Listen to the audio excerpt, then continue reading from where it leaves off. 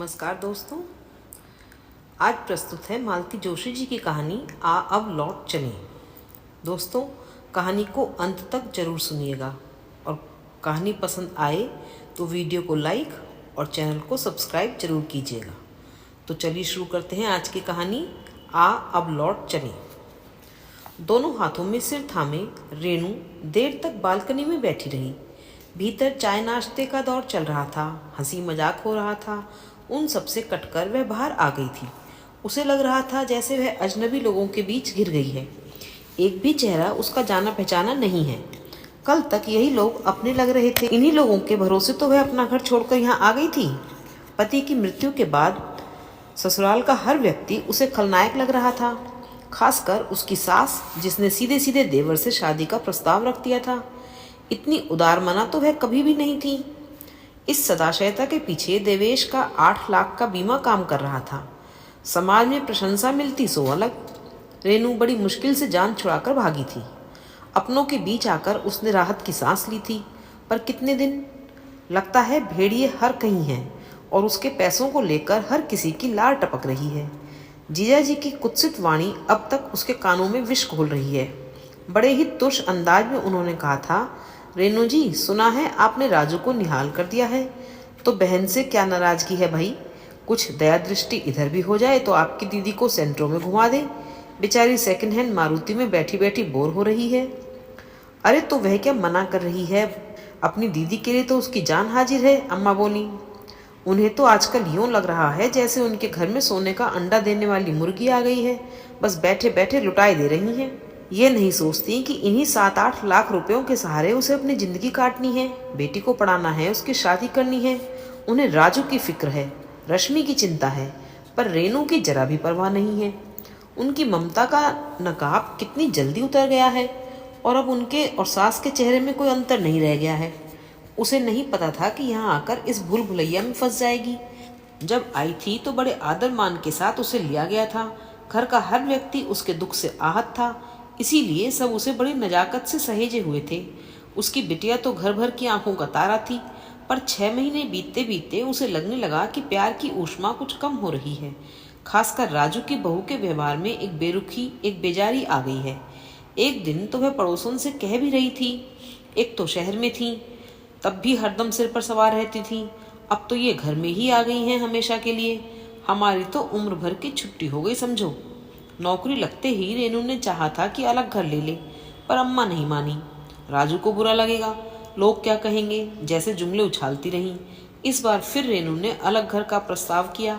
दबे स्वर में नीता की परेशानी का भी जिक्र कर दिया तो अम्मा ने अच्छा खासा महाभारत खड़ा कर दिया। समस्या सुलझने के बजाय और उलझ गई। अब तो ऋचा को भी मामी की बदमजगी का शिकार होना पड़ता। एक दिन अम्मा ने कहा, तू अपने खर्चे के पैसे राजू को दे दिया कर, बहू को तसल्ली रहेगी। मैंने तो शुरू महीने में ही दे दिए थे माँ, उसने लिए नहीं।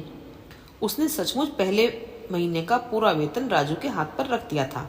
वह एकदम रुआ सा हो आया, बोला, दीदी क्या मैं इतना गया गुजरा हो गया हूँ कि तुमसे पैसे लूँगा? रेणु ने फिर इसरार नहीं किया, फिर दूसरी तरह से खर्च करने लगी। बच्चों के लिए फल फूल टॉफी तो रोज की बात थी।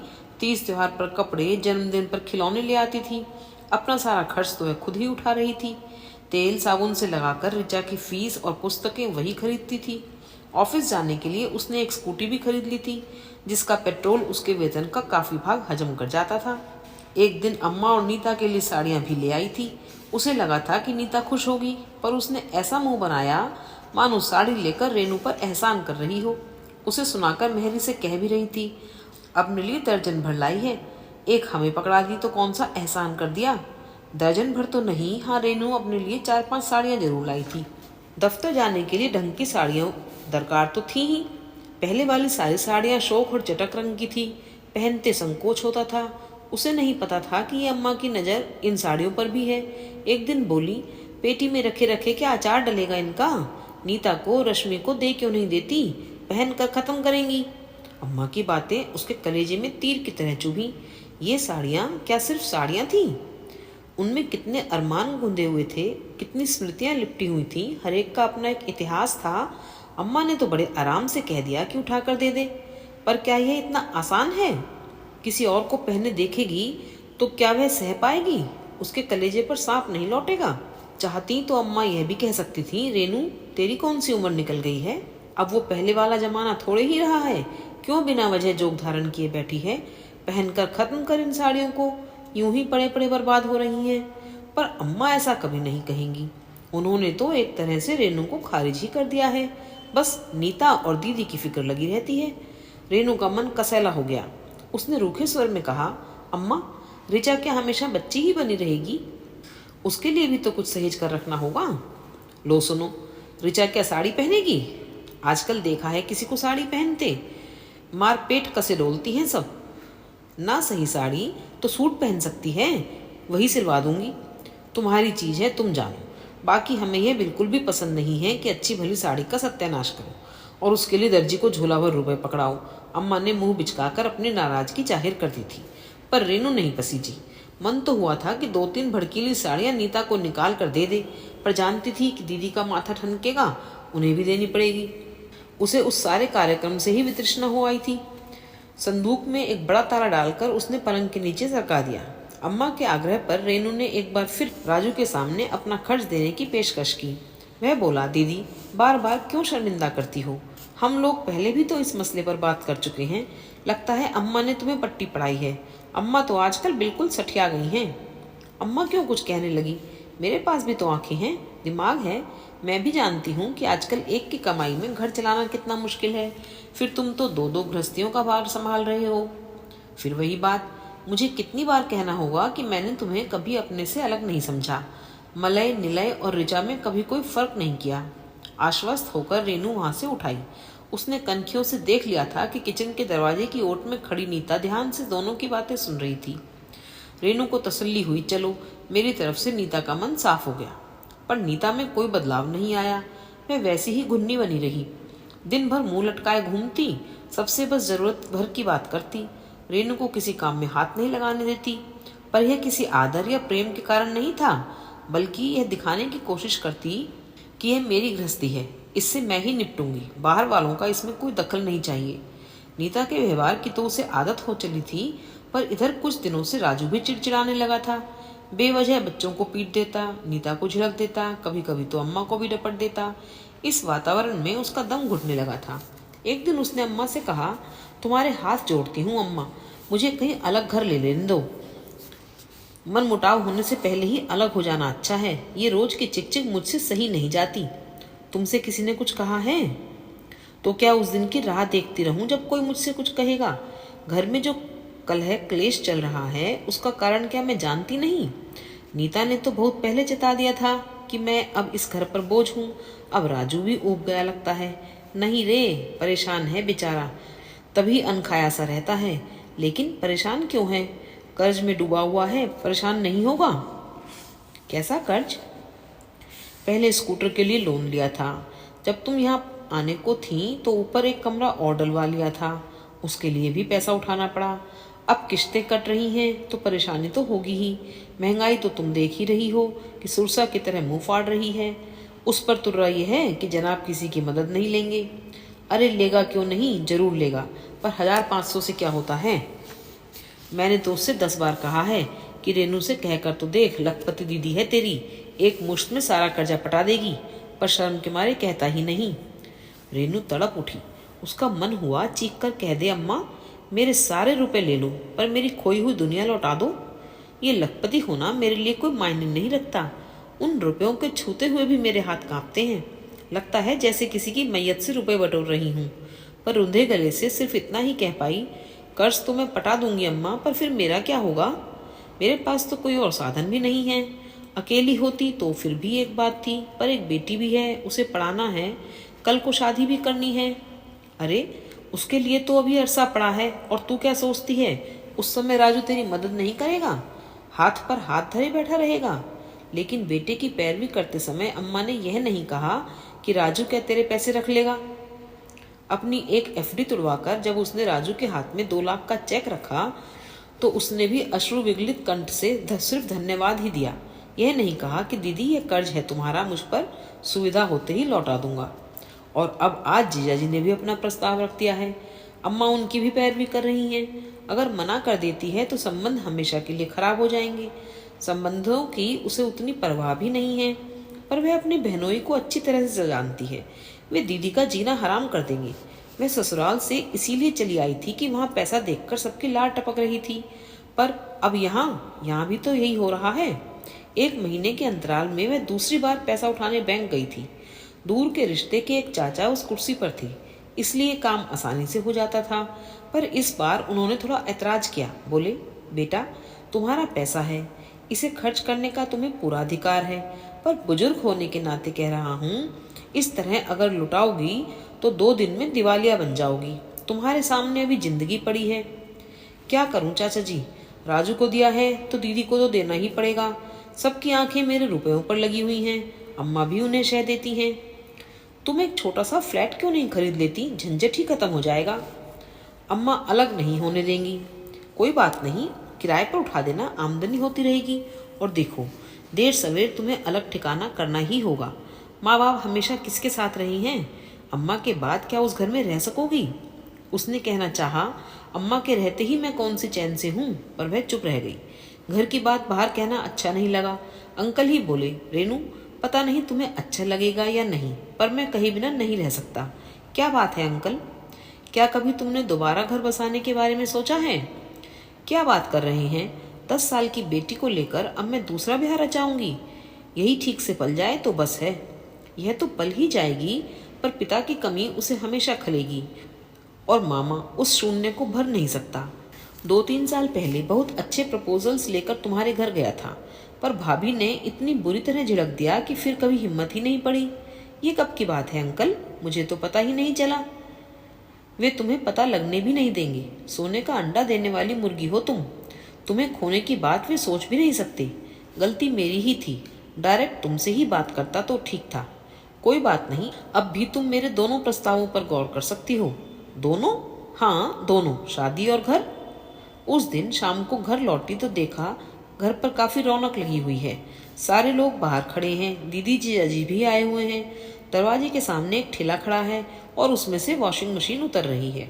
अड़ोसी पड़ोसी भी मुआयना करने आ पहुंचे हैं। इस महीने ये तीसरी बड़ी खरीद थी। सबसे पहले एक 30 इंची कलर टीवी आया था, जिसके साथ एक सीडी प्लेयर भी था। पुराना टीवी अम्मा के कमरे में चला गया था ताकि वे शांति से भजन और संतों के प्रवचन सुन सकें। फिर मलय निलय के लिए साइकिलें आई थीं। राजू ने बड़े दार्शनिक अंदाज में सफाई दी थी। बहुत दिनों से ड्यू था दीदी। मैंने सोचा बच्चे बड़े हो जाएंगे तो यह हसरत मन की मन में ही रह जाएगी, पर बंदे ने एक बार भी यह नहीं कहा कि दीदी तुम्हारी बदौलत ही मैं बच्चों की इच्छा पूरी कर सका हूँ। अब पड़ोसिनों से घिरी नीता वॉशिंग मशीन पर लेक्चर झाड़ रही थी। सच्ची, मैं तो मेहरी के नखरे झेल झेल कर परेशान हो गई थी। अब कुछ तो राहत मिलेगी। मैं तो इनसे कह रही हूँ कि मुझे एक वैक्यूम क्लीनर और डिश वॉशर भी ला दो, सिरे से छुट्टी कर दूंगी। नीता के चेहरे से खुशी छलकी पड़ रही थी, पर उसने एक बार भी अपनी सखियों को यह नहीं बताया कि यह राहत, यह खुशी दीदी के कारण ही संभव हो सकी है। कहीं से भी ऐसा नहीं लग रहा था कि राजू बेचारा कर्ज का मारा है, बल्कि ऐसा लग रहा था कि उसकी कोई लॉटरी लग गई है। कल को दीदी जीजाजी भी शाम से सेंटरों में घूमेंगे, पर शायद वे भी भूल जाएंगे कि गाड़ी में रेनू का पैसा लगा है। रेनू को वितृष्णा हो आई। वॉशिंग मशीन की खुशी में समोसे आए थे, मिठाई आई थी, चाय के साथ सब लोग उसका आनंद उठा रहे थे। एक अकेली वही गुमसुम बैठी थी। सबसे ज्यादा नीता चहक रही थी। अरसे बाद उसे इतना प्रसन्न देखा था। दीदी, मेरा बहुत मन है एक माइक्रोवेव लेने का। ये कह रहे हैं ओटीजी लेंगे, आप बताइए क्या लेना चाहिए? नीता दोनों नंदों से मुखातिब थी। दोनों की अपनी यूटिलिटी है, रेनू ने बुझे मन से कहा। रेनू, एक ओटीजी तुम्हारे पास भी तो था, दीदी ने पूछा। हम लोग जिस दिवाली पर आए थे उसी दिवाली को तो खरीदा था, उसके तुरंत बाद ही तो शायद। दीदी ने वाक्य जानबूझकर अधूरा छोड़ दिया। अरे यह तो निरी पागल है, अपना सारा सामान वहीं छोड़कर चली आई है, अम्मा ने कहा। तो क्या सारा घर उठाकर ले आती? रेनू एकदम फट पड़ी। अपने कपड़े लाई हूँ, जेवर लाई हूँ, क्या बर्तन भांडे भी ढोकर लाती? उस गृहस्थी पर उनका भी तो कोई हक है, उनके बेटे का पैसा लगा है उसमें। उस गृहस्थी में आधा सामान तो हमारा ही दिया हुआ है, राजू बोला। तो तुमने वह इस आशा से तो नहीं दिया था कि दीदी एक दिन अपनी सूनी मांग लेकर लौट आएंगी तो सारा सामान भी वापस मिल जाएगा? कहते कहते उसका गला भर आया, आवाज गले में फंसकर रह गई। अरे अब बस भी कीजिए, नीता ने इतराकर कहा। आप लोग कहाँ का पचड़ा लेकर बैठ गए हैं? अगर कुछ सामान छूट भी गया है तो क्या हुआ, अनु जी का दहेज बन जाएगा। नीता, रेनू ने कसैली आवाज में कहा, मेरा 6 साल तक बरता हुआ सामान है वो, उससे दहेज बनेगा? तो नया लेने की औकात है उनकी, जीजाजी बोले। उनकी ना सही, मेरी तो है। तुम तुम अनु का दहेज तैयार करोगी? 2-4 आवाजें एक साथ उभरी। क्यों नहीं करूंगी? उसके भाई होते तो पता नहीं क्या क्या करते। अब वे नहीं हैं, पर उनका पैसा तो है।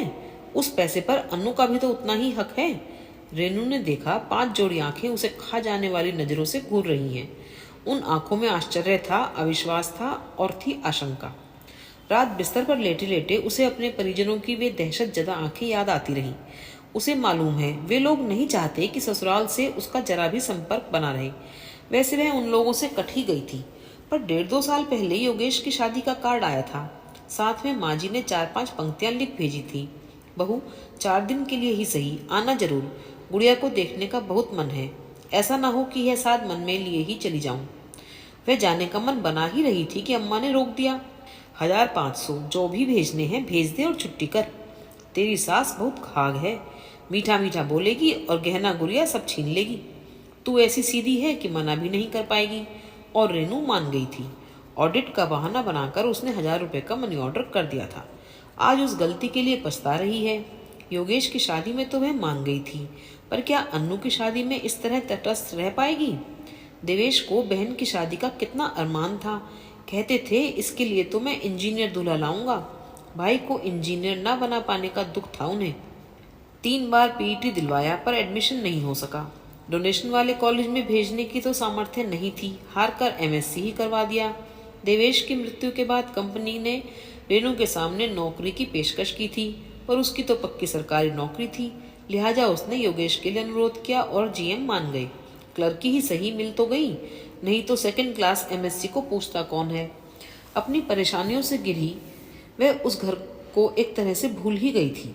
योगेश की शादी का निमंत्रण आया तो यादें फिर ताजा हो आईं।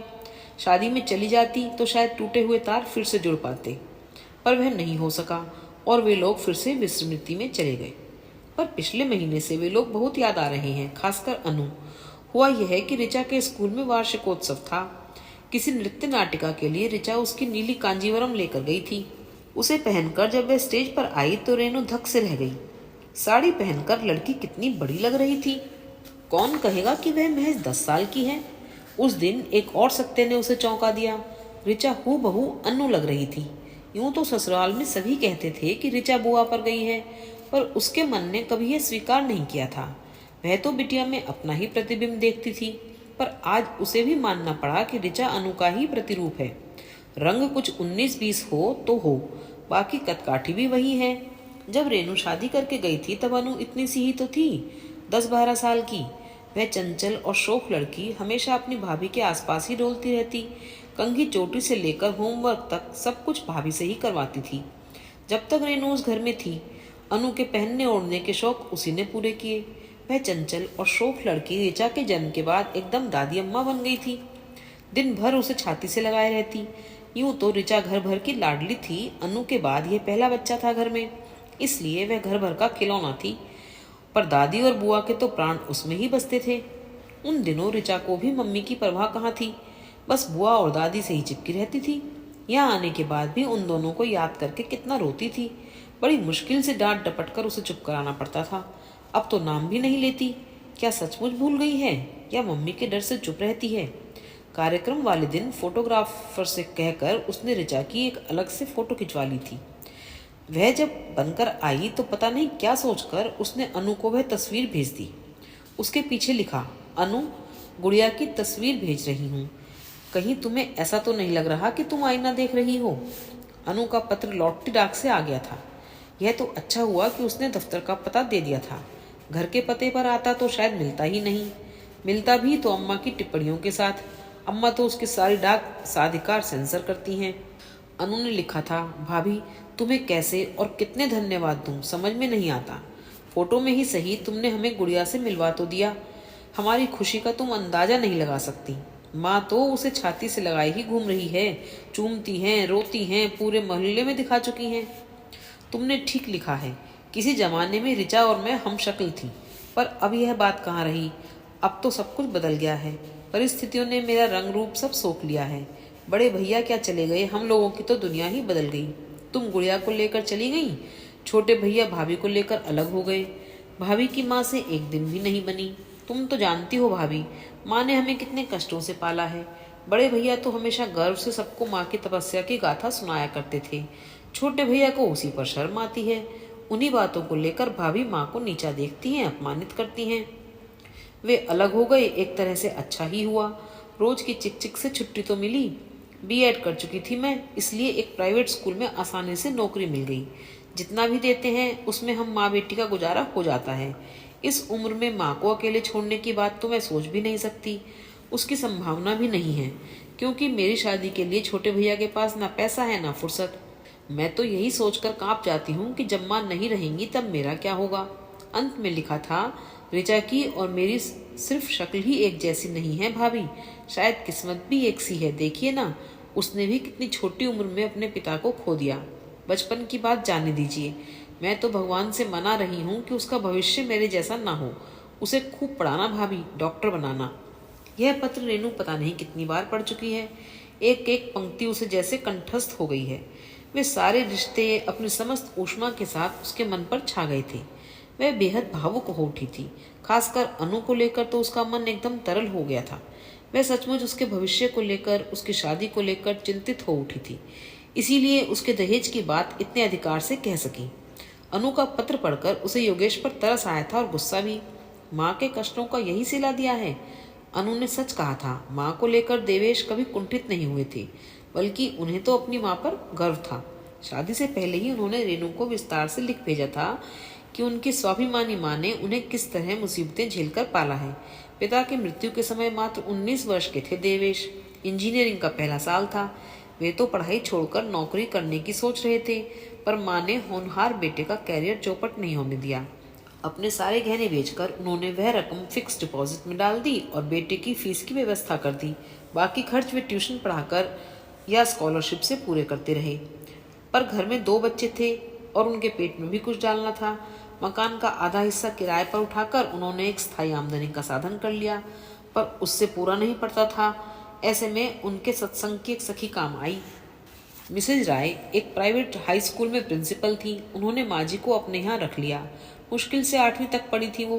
दर्जा तो उन्हें चपरासी का ही मिलता था, पर मिसेज राय ने उन्हें कभी उस तरह का काम नहीं करने दिया। वे सिर्फ स्टाफ की चाय वगैरह बनाती थी। उनसे जबरदस्ती मैट्रिक का फॉर्म भरवाया।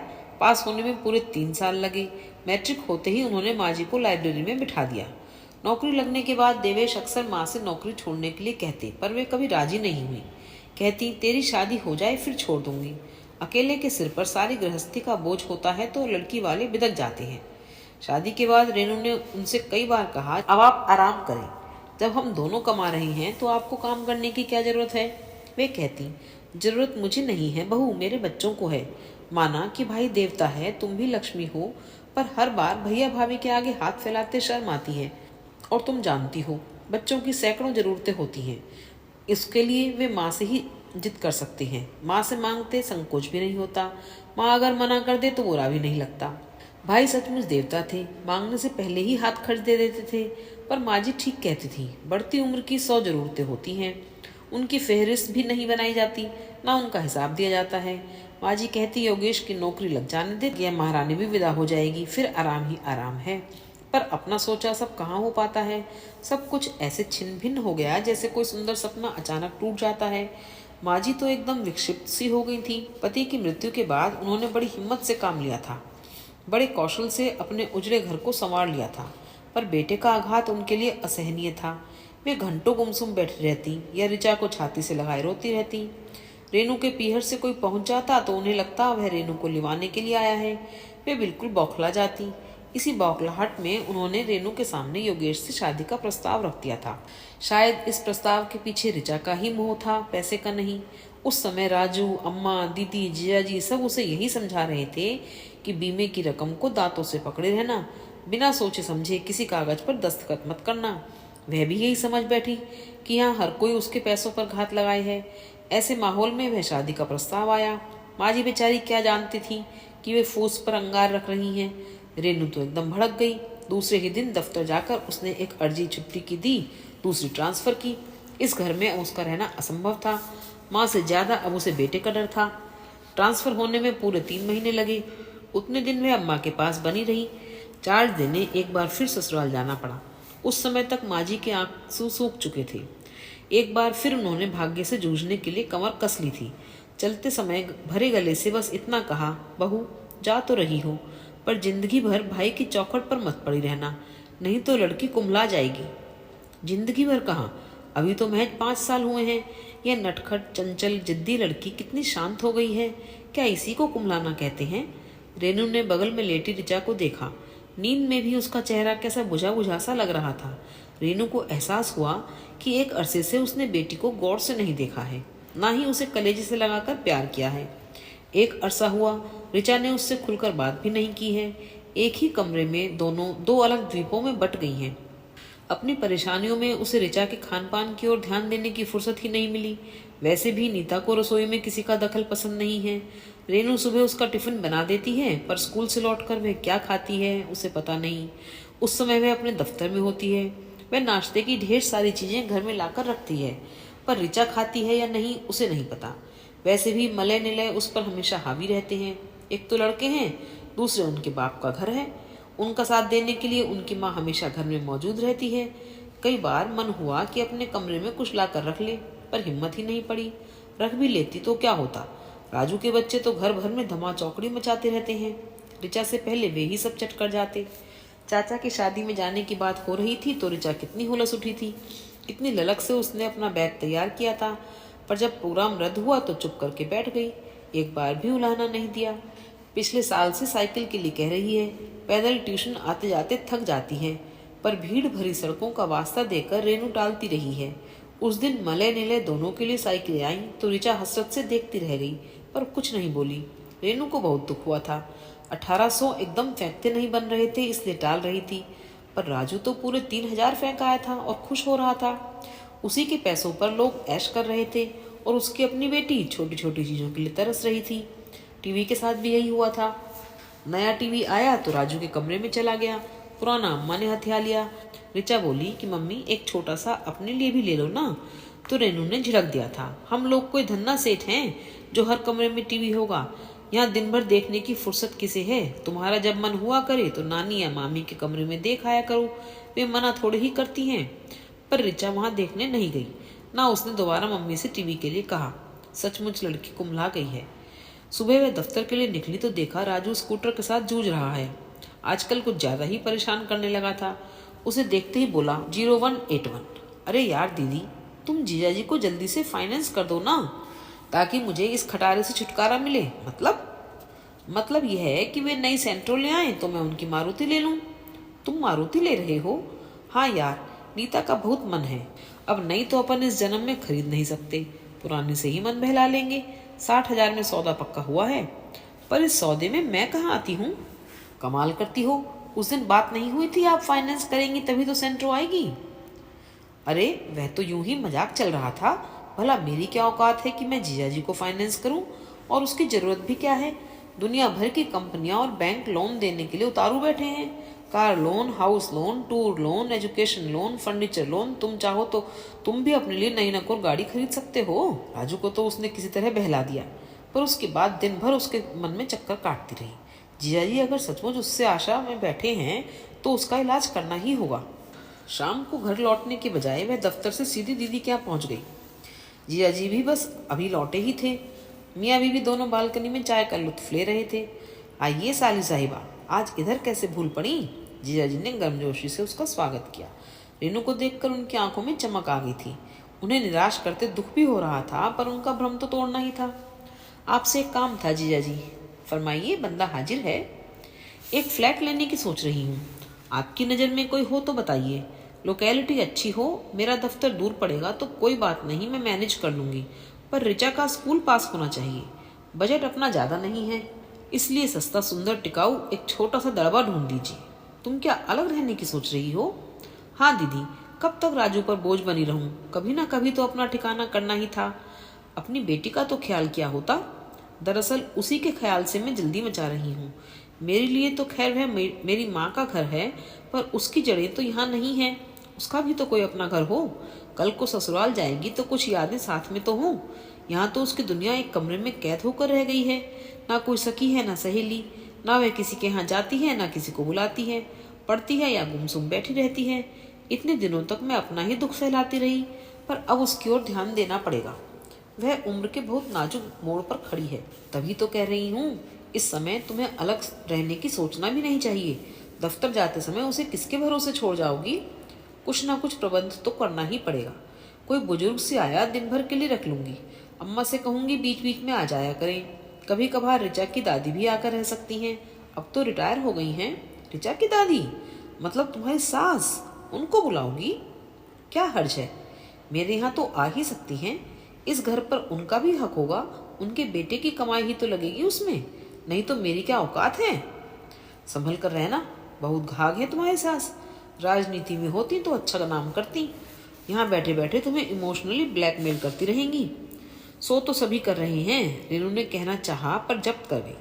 उत्तर में बस इतना ही कहा, जीजा जी अब जैसी भी हैं मेरी सास हैं, ऋचा की दादी हैं, झेलना तो पड़ेगा ही। हमारी अम्मा को तो आप जानते ही हैं। फिर भी नीता निभा रही है कि नहीं?